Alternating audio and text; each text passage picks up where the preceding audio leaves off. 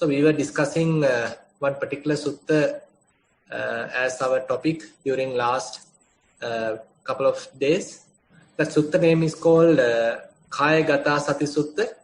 So I like to share screen about that, some information about that sutta. So basically the idea is Buddha is trying to give a guidance for us to keep our attention related to the body, because this is one of the important aspects, because we can't immediately look at the mind, because looking at the mind would be a little difficult. Sometimes we might think, okay, why not look at the mind immediately? But as far as the practical sense is considered, so looking at the body is much more easier than looking at the mind. So therefore we are using body first to improve our mindfulness, to develop fair amount of concentration and to develop fair amount of wisdom. And with that develop mindfulness, concentration and wisdom, then we can easily switch to Vedananupasana, even to look at various feelings. And naturally then there's the possibility of looking at the mind as well, to Chittanupasana. That is the typical practical approach. So in this Kayagata Sutta, actually Buddha is taking us to the body, giving body as the main component, as the main instrument of keeping our attention. So in this sutta, actually the monks were having a sort of a discussion at the Upathana Sala, sort of their gathering place. So at that time, Buddha is approaching the same place and he's inquiring what is the topic that they were discussing. So at that time, the monks are explaining Buddha, telling that we were discussing in praise of your knowledge, that you have preached us Kayagata Sati, mindfulness on the body, and which has so much of benefits. One of the most important benefit here is to have body-related mind. So body-related attention. So typically our attention is distracted towards various incidents happened in the past or what is going to happen in the future. So we are always sort of jumping between these two ends, these two extremes. But on the other hand, if we are using the body as an anchoring point, as an object for our attention, then that helps us to sustain our attention with respect to the body. So that is the most important advantage of Kayanupasana. So under this sutta, Buddha is discussing many components, many subjects, many topics. One of that is mindfulness on breathing, so that we already discussed. Then the 4 postures, sitting posture, walking posture, standing posture, and lying down posture, and various other sub postures. So using those as the primary object, using them as the point of attention. And then clear comprehension, trying to be aware of various other day-to-day activities while eating, while drinking, while say swimming, or while bathing, while wearing our clothes, say while defecating, while urinating. So likewise, there are immense amount of places, immense amount of activities we can incorporate mindfulness. So this is in a way kind of an expanding of mindfulness, expansion of mindfulness, and we have to take an interest on that. So simply by attending a retreat and then forgetting about it, or once a week attending this kind of a say session and then forgetting about it, is not the practical approach. So we have to honestly take some interest on developing these inner qualities. So therefore we have to find out ways and means to incorporate mindfulness to various day-to-day activities without neglecting it. Say while eating, rather than watching a TV or watching a newspaper and eat, we rather have to eat mindfully. So while having a coffee, while having a tea, so you can be mindful and have a tea. Suppose you are brushing your teeth. Similarly, you can be mindful and do the job. So likewise, you have to expand mindfulness. So that is the idea of clear comprehension, number 3. Then the bodily parts, asubha. So that is the last topic we discussed, that we probably might have a wrong idea that this body is really beautiful. I am beautiful than the other person. I am ugly than the other person. Likewise, with respect to the body, we have these wrong notions, wrong ideas. And sometimes we think this body is I am, and this body belongs to me, and this body is simply one unit. But on the other hand, if we look at it in a different perspective, we can understand, okay, this consists of various bodily parts, head hair, body hair, say skin, like that. So many bodily parts are concerned. So it's a kind of a combination. It's a kind of an accumulation, assembly of various bodily parts. So this is another concern Buddha asks us to reflect, so that we will lose the wrong notion of compactness. Typically, we have this compactness. So when we look at another person, we see as one unit, as one person. And we don't know actually what are the inside components. How many parts are accumulated, assembled in a proper manner, in a particular fashion, in order to have this so-called person. It's very much like a vehicle. So if you are assembling a vehicle, you have to take, say, tires, wheels, say, engine. Likewise, so many components are there. So once we are assembling it in a particular style, in a particular pattern, so then we can call it a car. We can call it a bus. So likewise, similarly here, when these different components are get together, taken and attached together, we can say it is called a man, it's called a woman. So likewise, we give various names and we actually confuse the situation. Now Buddha is taking us to a little deeper sense by giving a proper perspective. Now this body is not a single thing, but a combination of so many parts, so many components. And none of them are attractive. That's another aspect. So all these bodily parts, when we consider them individually, none of them are attractive. So when we contemplate like that, so our so-called lust cannot exist. So we have lustful mind because we can't see the depth. We simply see the surface. We simply see the skin. We simply see the outer appearance. There we get deluded. But on the other hand, if we are able to penetrate the skin, if we are able to understand the inner components, if we can penetrate and understand various these loathsome parts, then there is nothing to attach. There is nothing to be lustful. So likewise, this 32 parts, Asubha Bhavana, actually help us to reduce our attachment, reduce our conceit, and to be grounded, to come back to the middle range. So this is another aspect. And on the other hand, we can discuss today about the other component. That is another very important meditation subject, where Buddha is explaining us various elements.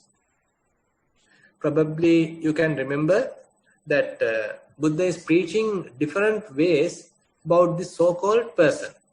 This so-called person is 4 or 5 khandhas. This so-called person is 6 elements. This so-called person is 6 kind of, say, contacts. So like us, different explanations are there in the Buddha's teaching to recognize this so-called person. We have a wrong notion, wrong perception about this experience, and we are attributing a person here. We are making an individual. We are making a self. But on the other hand, if we are able to recognize in this way, in a proper way, then that self-view may reduce. That self-view sort of going to be blurred, because the proper understanding, wise reflection is going to operate.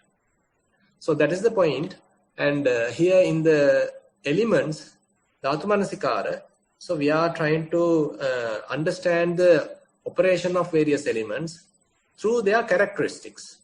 Now you know earth element, if we consider. Earth element has 6 characteristics. Typically we say 6 characteristics. Say it is hard, it is say heavy, it is rough. On the other hand, it is light, it is smooth, it is soft. So likewise, there are 6 characteristics. So whenever any of these characteristics are present, then we can understand, okay, the earth element is present there. On the other hand, if there are a water element, then it's a kind of a watery, it's a kind of a flowing, kind of a cohesion. So all these characteristics are belonging to the water element. Say if you consider the outside water element, say if you consider the flowing water, a river, a reservoir, maybe a cup of tea, cup of orange. So everywhere this the flowing nature is evident. So wherever the flowing nature is available, then we can say, okay, this is the water element. So therefore, 2 characteristics are there for water element. So one thing is the most common evident flowing nature. On the other one is that the cohesion, if there are kind of a dust, if we put dust of powder, if we put some water to it, so it becomes as a one sort of one bunch, one unit. So that is because of the cohesive power of water. So therefore, whenever things are not falling apart, not disintegrating, but coming together, attached together, so that is the function of water.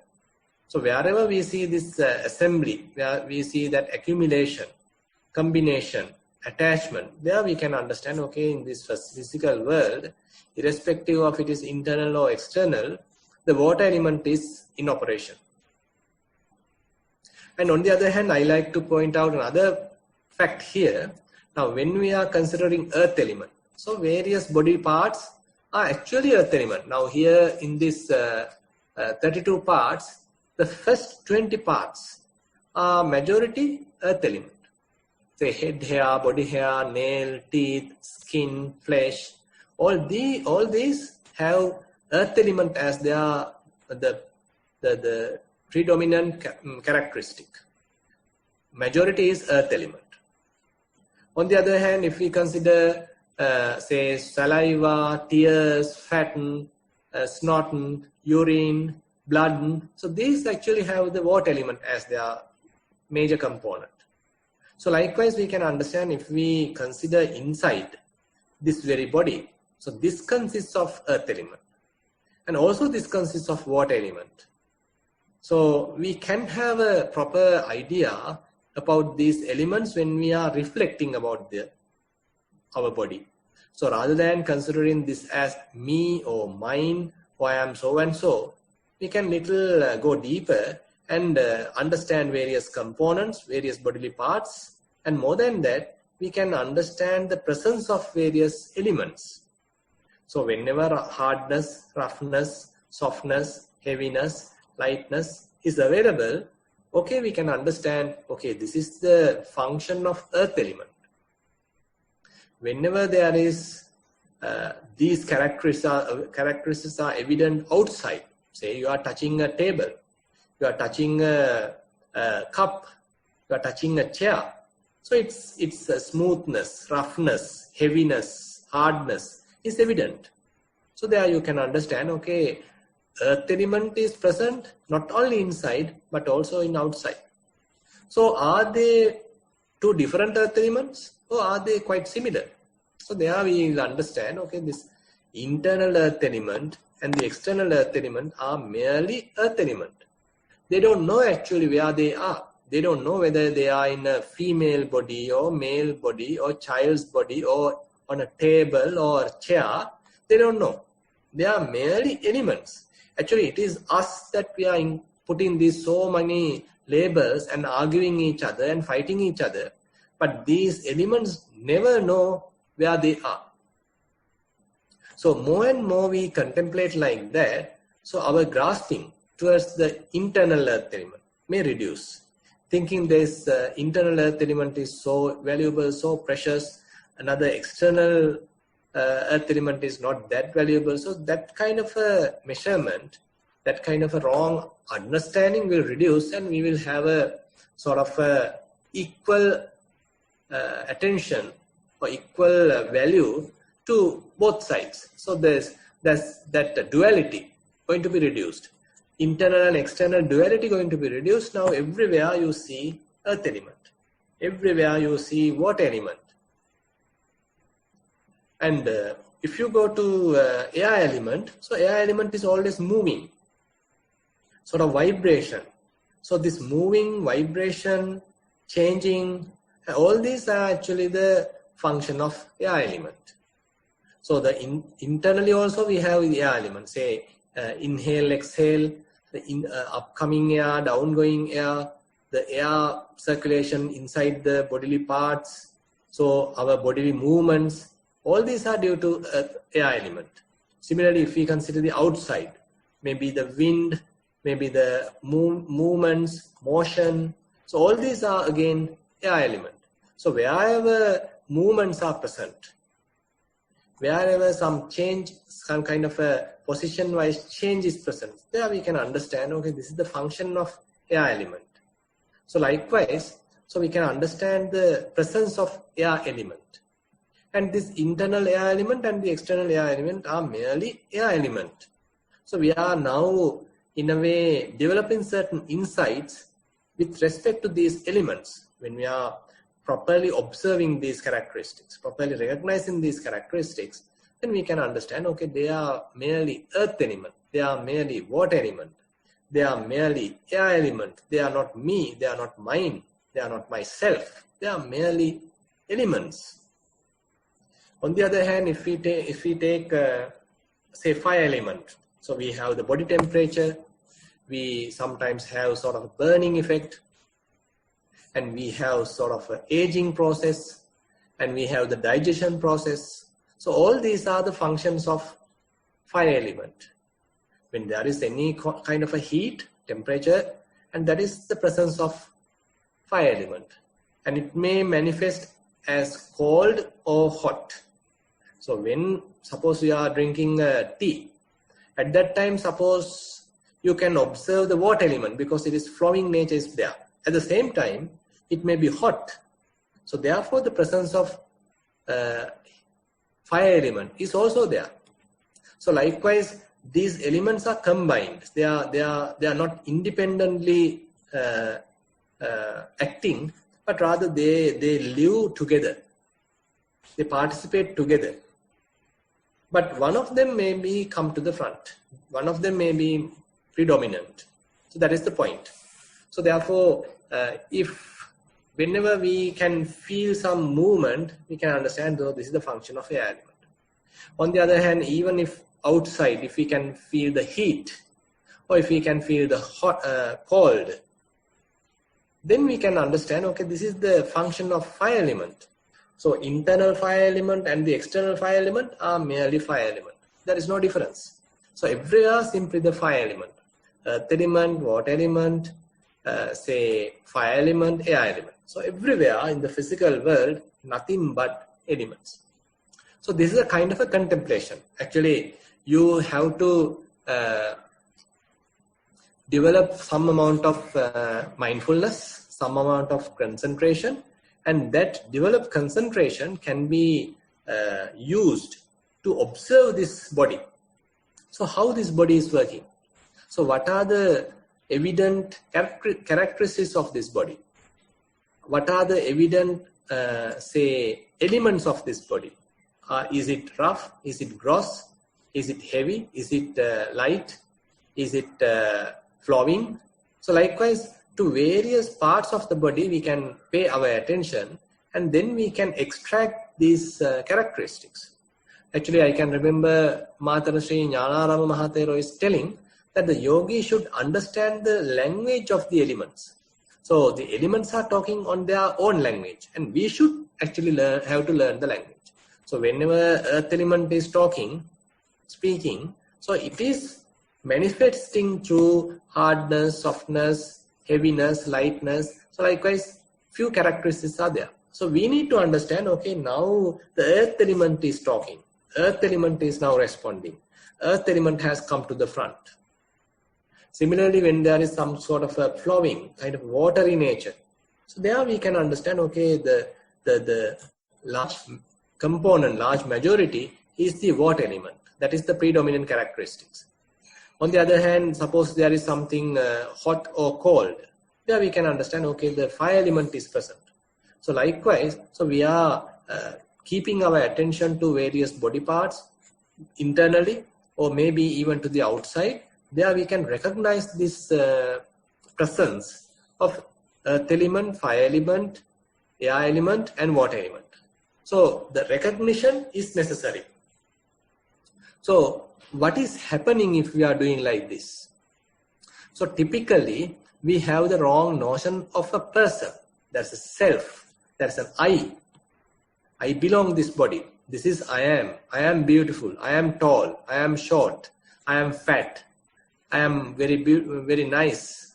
So whatever it is, we have some body related attachments. We have some body related identifications. But on the other hand, when we are able to look at the body as it is, with proper wisdom, then we understand, okay, it is kind of a manifestation of 4 elements. Even the outside, it is the mere manifestation of 4 elements. So we lose the dichotomy, we will lose the duality of internal and external. Everywhere, nothing but elements. So instead of thinking this as me, mine, I, myself, so now we have a different perspective. That is, this is nothing but elements. So Buddha is giving a very beautiful simile here. That is, we are just like a skilled butcher. So when a butcher has killed a cow, and when he is selling the meat, so the butcher doesn't have the idea of a cow. Cow has already died, and now he is selling meat. So now he has the notion of meat. Now he has the perception of meat, not cow. So previously there was an animal, that is so-called cow, but now there is no cow, there is no animal. Now it is merely flesh, merely meat. So entirely different perspective. Now the perception has totally changed. So similarly in a yogi, so in a practitioner, when he is practicing, so the typical worldly approach that this is me, this is I am, this is mine, this is man, this is woman, this is so and so. So that kind of a personality view, Sakkaya Ditti, this kind of a compact view, the Gana Sanya, going to break, and you have the wisdom of the proper understanding that there is no person, no being, no I here, simply it is merely elements. So like that previously there was a cow, now only meat is available. There is no cow right now. Similarly, the yogi will understand there is no person, no me, no mind, no man, no woman, but only available are simply elements. So this is the kind of an idea that Buddha wants to emphasize. So as a result of this practice, if one is continuing Dhatu Manasikara, one would be able to maintain one's attention on the body and to remove all the day-to-day mundane kind of memories, intentions related to the household life. Typically our mind is congested, kind of corrupted, polluted or disturbed by various day-to-day activities, various memories related to the day-to-day activities, various memories related to the household life. But on the other hand, if we practice this Dhatu Manasikara, element meditation, so those household mentality will reduce, and we will establish ourselves on the understanding of elements. Internal earth element, external earth element, internal fire element, external fire element, internal water element, external water elements. So likewise, they are merely elements. So this kind of an insight going to arise. As a result, so the mind get disenchanted towards this body or someone else's body. And similarly, one's wisdom will arise, understanding that so there is nothing but elements, and again that the association. the mind's reflection will be limited to the body, not much going outside and reflecting about so many other things. But now mind likes to stay inside the body. So mind is quieted, mind is brought to singleness and fairly concentrated. And that's why Buddha is telling, Ajjattameva chittang santittati. Now the body likes to stay inside. Now the body doesn't want to go outside, doesn't want to distract. Rather, mind likes to stay with the body, contemplating about the body, understanding various characteristics of the body. So that becomes kind of a change in one's life. So this is the benefit that Buddha is explaining here of a continuous practice of Dhatu Manasikara. And there may be various other benefits, like one is loose in the compactness, one is loose in the wrong notion of a self, a person, a man, a woman. So likewise, there are many benefits because Dhatu Manasikara is one of the wisdom practice, more conducive to arouse wisdom. And therefore, with that last word, final mark, I'd like to conclude today's short Dhamma sermon.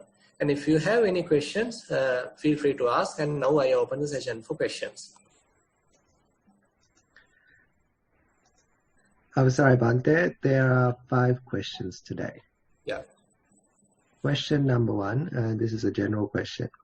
Dear Bhante, thank you for this wonderful program, which is the reason for many of us to start a practice and a spiritual journey.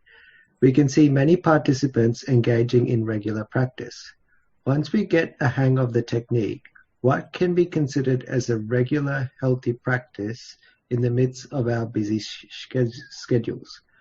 My idea is at least 3 days per week, 45 minutes walking and 45 minutes sitting, and 1 residential retreat per year to start with.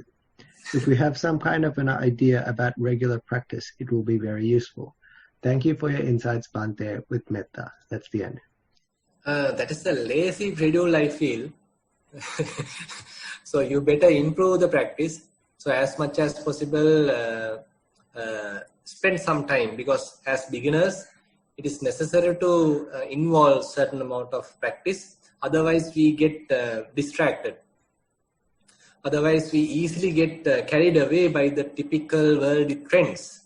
So therefore, now this session is, as you said, is quite useful for us to keep that attention, keep that attitude in our mind without sort of losing it. But I mean, start kind of a daily practice. Say in the morning you do some walking session and you do some sitting session, and in the evening after coming back home from your, say, workplace, probably you do a little walk, and then you do some sitting session. So likewise, and even the day-to-day activities you do, you are trying your best to do mindfully. So likewise, there is a kind of motivation has to come from your side, from your end. Then only you get connected with the practice. Otherwise, it appear like kind of a alienated, kind of a distant practice. But as we as we continuously make our practice, then the practice become our habit. It's like you are, say, eating, drinking, say you are wearing clothes, and all those are sort of has become part of our life. So similarly, this practice also become part of our life. It is not a distant sort of so-called practice, but rather it is an inherent part of our life. So try your best to incorporate this practice to your life, so that it is not far from you. It is with you. It is then become kind of a companion, kind of a friend with you. Yeah. Question number 2 of 5. Venerable, so this is sitting mindfulness. Venerable Sir, my sitting practice is being mindful on the breath, and with your guidance, I have been practicing quite regularly and enthusiastically. I have experienced some of the signposts you mentioned in the Dhamma talks and the question and answer in terms of the practice technique, which I want to share as the first aspect. At the beginning, I can clearly discern in-breath and out-breath observations, and then the beginning, middle, and end of each breath, and the gap. The breath settles down, calming the mind, and becomes very subtle and sometimes non-observable. The second aspect is about thoughts, which can be deliberate and/or random. Sometimes I get carried away by thoughts and come back to the awareness of the breath when I realize after some time. Other times I can be with awareness in the midst of thoughts by seeing through the thoughts coming and going. This has not been a problem or a concern. I'm trying to understand a third aspect, sleepiness, which creeps in time to time while the first two are going on, namely the technique I apply on the mindfulness object and how I handle the thoughts. If the sleepiness comes as a gross identifiable form, for example, when the sitting time is not right and I'm already physically tired, I can look at it with mindfulness. Sometimes there is a gap between the observation and the sleepiness. The gap created by mindful observation and the sleepy feeling gets absorbed into this gap, making me alert and fresh again. So if I can catch sleepiness, it is temporary and I know how to handle it. Sometimes I cannot catch a form of sleepiness when it is subtle and appears like stemming from a boring, sluggish feeling. I get dragged along and realize after some time. During this time, awareness is not continuous, and I feel like there were gaps, but I don't know what happened and can't explain my experience. These two types, gross sleepiness and the subtle one, which is very hard to catch and which blocks continuous awareness, one or two entirely different qualities of mind. Much merits for Bhante's guidance in this regards. With metta, that's the end. Yeah, I think you have done a very good observation, and so keep observing like this, because this observation helps us to properly understand how we fall asleep, how we get caught to drowsiness, because this observation itself refines our mindfulness. So if we are not doing this observation, if we simply do a surface touching, then we easily get sleep. We easily become drowsy. But as you have done, you are trying to sort of carefully understand how you fall asleep. What are the sort of forerunners of sleepiness? Say, what are the signs of sleepiness? So these are very good observations. But on the other hand, suppose if you very well know that I'm almost now going to fall asleep, probably you can introduce a little bit of, say, labeling. That is one technique, but I mean, it may little rough your mindfulness, it might change the track, but still you can avoid sleepiness. Say you are doing anapanasati, so you are at that time, you simply was watching in breath and out breath. You may be feeling maybe this is the middle, or this is the beginning, this is the middle, this is the end, this is the gap, this is the middle of the out, this is the beginning of the out breath, this is the middle, this is the end. So this is the gap just before the next in breath. So likewise, suppose you are very carefully observing the complete cycle. At that time, assume that you are almost feeling asleep. Probably you can little stop seeing that sort of minor details. Instead, you can introduce noting. Okay, this is in breath, this is out breath. This is in breath, this is out breath. So likewise, you are making little bit mind little rough at that time, so that you can avoid sleepiness. And again, suppose you are not observing the detail, rather you are simply do a surface touch. At that time, you fall asleep. At that time, you feel that you are going to sleep. So there you can understand, you can introduce finding out details. So there is a very beautiful sutta called Aggi Sutta in Bojjhanga Samyutta. There Buddha is categorizing these Bojjhangas, enlightenment factors, into two groups. So one group are the active group, like the Dhammavichaya, investigation, and the effort, and the happiness. rupture or the kind of the happy nature, happy mood of the mind. So that is more positive, that is more active. But on the other hand, the samadhi, the lightness, the passaddhi, and the upekka, equanimity, are on the other side. They actually little calms down the mind. So time to time we need to understand, is my mind extremely calm or is my mind agitated? If your mind is agitated, then if you do more observation, very trying to precisely understand and examine things, then it can even further aggravate the situation. At that time, actually, you need to calm down the mind. You need to further improve the calmness, improve the lightness, or the kind of the equanimity. But on the other hand, if you feel sleepy, drowsy, at that time you need to arouse energy, arouse the examining nature, investigation. Then mind cannot fall asleep. So likewise, you might have to do such appropriate adjustments, so that might help you to overcome sleepiness. Yeah. Question number 3 of 6. This is a theory question. Dear Sir, like Anapanasati Sutta, is there a discourse which is entirely dedicated to Chittanupassana or mindfulness of the mind? That's the end. Mindfulness on the mind. Actually, you can read the last sutta of Majjhima Nikaya, that is called Indriya Bhavana Sutta.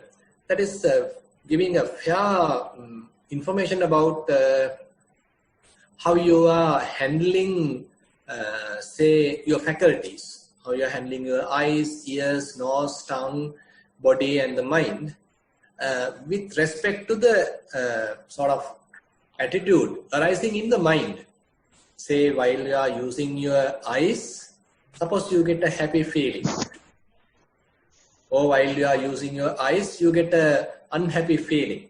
So Buddha advised us to, rather than sort of engage in this happiness or rather than engage in this unhappiness, try to take the mind to the middle.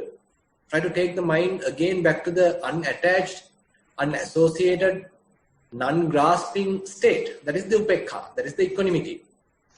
So even when you are listening to something, if you get elated, then you are losing that equanimity. Again, mind is little agitated. This rapture, this happiness is kind of an agitated state. But on the other hand, when you are listening to something, you become sorrow, you become unhappy, you become a little frustrated. That is the other end. That is the other extreme. So we need to maintain our mind in the middle range. That is the most comfortable state. Mostly the equanimous state.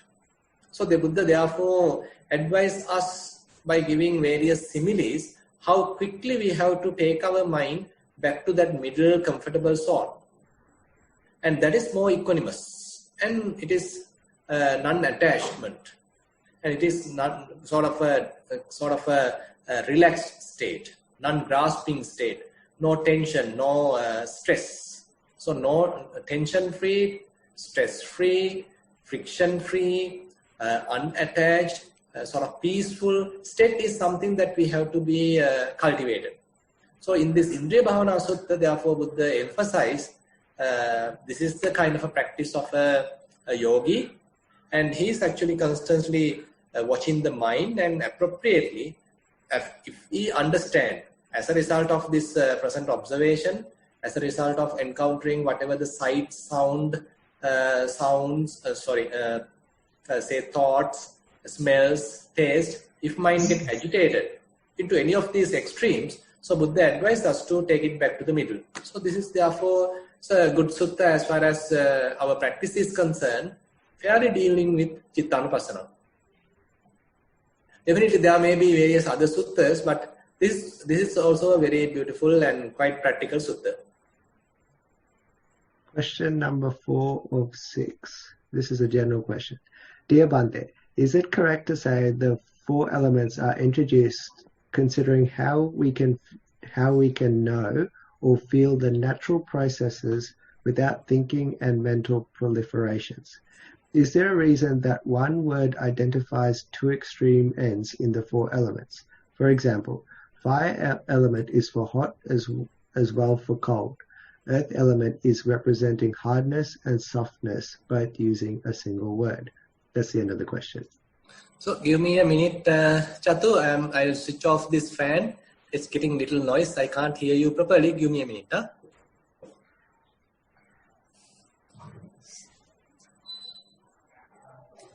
So, sorry, can you repeat the question? Yes. This is question number 4 of 6, general question. Dear Bante, is it correct to say that the four elements are introduced considering how we can know or feel the natural processes without thinking and mental proliferations?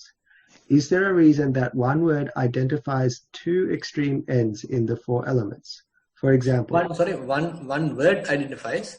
Correct. One word identifies two extreme ends in the four elements. So they give an example, two examples. For example, fire element is for hot as well for cold, and earth element is representing hardness and softness, but using a single word. That's the end of the question. Yeah, actually, this is the sort of, what to say, the heat elements, say for example, if there is abundance of heat element present, then we can, it manifests like high temperature. If there is less heat element, then it may manifest like low temperature. It is cold. But still the responsibility of the temperature is more into the heat element or the fire element. But on the other hand, if there is less flowing, then we can say it is less water element. But if there is high flowing, high rate of flowing, then we can say, okay, the predominant factor is the water element. So likewise, these it is actually showing the presence of or the percentage of each element. Actually, typically, all these four elements are working together, like in a kind of a mechanism. There are earth element, water element, fire element, and air element. They all are working together. And whenever something, say fire element is coming to the front, okay, it appear like a little hot. It is very much like, suppose you are taking a tea, and there, if it is, as I said before, and probably you can feel it may be really hot tea. It's too high, then you even can't drink. So there the heat element is also present. On the other hand, it has the flowing nature. So the water element is also present. And on the other hand, if we say make it cool, and if when we are going to drink it, and we can feel that something is touching our tongue, our lips, so, and that may be smooth, and that is the earth element. So likewise, all the sort of different elements are present there, and they have these two extremes. So water element has the extreme of flowing or the cohesion. Fire element has the extreme of cold or hot. Say earth element has the extreme of either say heavy or light, hard or smooth, rough or soft. So likewise. So this is how actually these elements are manifested. So it's for us to, this is the kind of an explanation for us to understand the presence of various elements. So when we understand the presence of various elements using these indicators, so we may lose the wrong view of a person, wrong view of an animal, wrong view of a man, wrong view of a woman. Instead, what is available is nothing but elements. So, even inside and even the outside. Everywhere in the physical world, therefore, we can say nothing but elements. I think I have answered the question. What do you think, Chatul? I think so too. Yeah, okay. Question number 5 of 6, mindful sitting. Did approximately 5 minutes of walking in the tiled floor of the room prior to the guided sitting session. Went into the session with the resolution of paying full attention and commitment to complete the session. Paid specific attention to the posture as guided. I learned from the previous Sunday talk based on Kayagata Sati Sutta and how Ananda Thero became Arahant at last by Bhante. I'm not sure how that reads. Although I drifted into thoughts as usual, managed to make the observation of the drift quicker and then ditch them to observe the breath again each time. Was not certain if there were outside noises or not, as I was not disturbed by any. Didn't recall the last phrase in the guided narration into the meditation session. About 5 to 7 minutes into the session, started seeing a tiny dot in front of the left eyelid that developed into the shape of an animal's eye. It then morphed into an elephant with its trunk and tail lifted up and floated up like a balloon towards the right. This was replaced by what looked like a flame of a candle of about 2 centimeters in height that was cobalt blue magenta in color. This lasted probably 20 seconds. Long enough for me to wonder if this was my mind being conditioned after listening to several reflection reports of others before.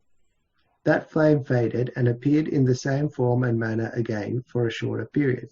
I did not have any liking or disliking towards it and did not have expectation of seeing it again, but continued to observe the breath. I recognized that my neck dropped twice and strained it afterwards. I felt that I managed to make some progress today, particularly in being able to sustain the effort to stay observant. Managed 21 minutes of observation before a reminder alarm disrupted me before the program session time. A few hours after the session ended, I got a can-do feeling. Some progress at last, an indication that I can train my stream of thoughts. I had doubts on when and how I could make progress, and today was a sign that I could. At last, I am presenting my first reflection report since starting in June this year. Please advise how I may proceed from this point onwards. That's the end. I think overall, you are trying your best, and that's an important thing. So different, ups and downs are present in our practice. So one day we become sort of meeting our expectations, another day not really meeting our expectation. But overall, some contribution is there. Actually, different aspects are there in our practice. Say, for example, when we are without giving up, when we are continuing our practice, even when some tangible results are still not available. So that actually helps to develop saddha, faith. On the other hand, when we fall down and become sort of lethargic, no energy, so at that time we have to arouse energy, we have to lift it up. So then we are introducing or we are developing effort, virya. On the other hand, suppose everything is happening smoothly and we are trying to be mindful about the ongoing process and nothing is missed. We are properly or accurately keeping our attention one after the other on upcoming each and every breath, each and every rising and falling, each and every foot. So this indicates the improvement of the mindfulness. And suppose your mind is well sort of established on a particular selected object. So there we can understand, okay, mind is well concentrated, one-pointed. So the samadhi is developing. And when you are able to look at various aspects of the object, say it is whether it is cold, whether it is hot, whether it is arising, whether it is passing away, whether it is changing. So you are looking at, you are closely observing the object. So the wisdom is developing. So therefore, even though we feel that sometimes it is good, sometimes it is bad, today I have a good session, today I didn't have a good session, but there is a fair amount of contribution towards this indriya, contribution towards these faculties. So therefore, we can't say that none of our meditation sessions are bad. Any of the meditation sessions actually have some contribution towards these faculties, all these indriya dhamma. So therefore, continue your practice. As far as I can feel, that you are on a correct track, and ups and downs are of course there. But when you do your daily practice, slowly, you will understand the art. You will understand how mind is growing, especially how mindfulness is growing. Say at your beginning of your practice, say you could only be mindful about say 10 breaths, 20 breaths, but later you can be mindful about say 100 breaths, 200 breaths in succession. And you could now practice walking meditation, say, for a fair amount of time. So these are indicators that our practice is growing. And the mind becomes a little calm, the clarity of mind increases, the mind becomes peaceful. So these are the indicators that our practice is growing. So therefore, continue your practice, you are in the correct track. Yep. Question number 6. This is the last one, and I think because we're very short on time today. General question. Dear Bhante, you explained we have to think elements outside and elements inside are similar, but we give so much importance to the elements inside the body by covering with clothes, protecting, etc., and doing our best to keep everything in good condition. So, how can we develop equanimity? You explained just a little while ago that everything is equal and all have the same importance. That's the end of the question. So actually this will happen naturally. I mean, we don't need to artificially try to condition our mind, telling, okay, internal earth element and external earth element are merely the earth element, internal water element, outside water element is merely the water element. I mean, there is not necessity of conditioning the mind, forcing the mind to accept like this. But rather, when you more and more realize about the internal elements, more and more the compactness going to remove. More and more the self-view going to reduce. And the additional value that we have given to this so-called person, so-called body, so-called eyes, so-called ears, and all these different components, so that going to be reduced, and our mind become little somewhat dispassionate and somewhat loosen the grasping. And sort of even more than that, so you might come to an area where you can't now find out different elements. Everything become like a flux. You have lost the boundaries. You have lost the demarcations. You have lost various marks of each and every element, but everything appear like a flux. So that is where this demarcations or delimiting factors are going to be removed, or the boundary is going to loosen. So this understanding become natural. Say the internal and external boundaries going to be faded away. That become blurred. So it may happen naturally. So don't expect that to happen immediately. At our early stages, our goal, our objective is to recognize these various elements, recognition of elements by using their characteristics. So we feel various characteristics.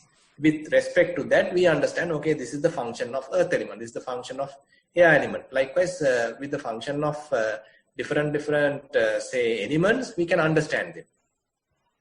As we grow, we can clearly recognize, okay, there are many different functions, there are many different elements. They all come and go. They all are very vulnerable. I have no control. They are constantly changing.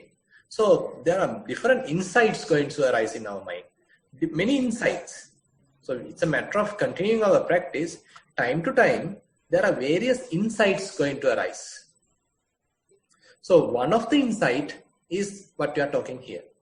That is the insight of losing this internal external dichotomy. So we typically have the internal external dichotomy, but now we are losing that. We are blurring that. So it has to happen naturally. You can't arouse it. You can't force it to arouse. You can't condition mind to have it. Rather, it's a matter of you continue your practice. When your mind is maturing, then this respective insight may arise. So it's a matter of daily practice. Then naturally, like a flower blooming, so these insights may going to arise. Okay, yeah. Yeah, we're out of time, Bhante, so we'll finish now. Sure. So because we have limited time today, we've done the But program. anyway, if the participants like to continue their sitting session, please help them to continue their practice. But I like to wind up the session from my end.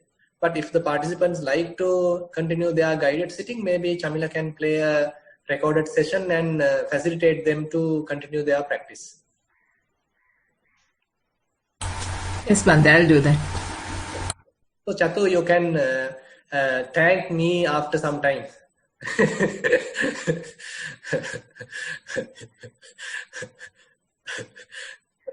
So you are already muted. Your mic is muted.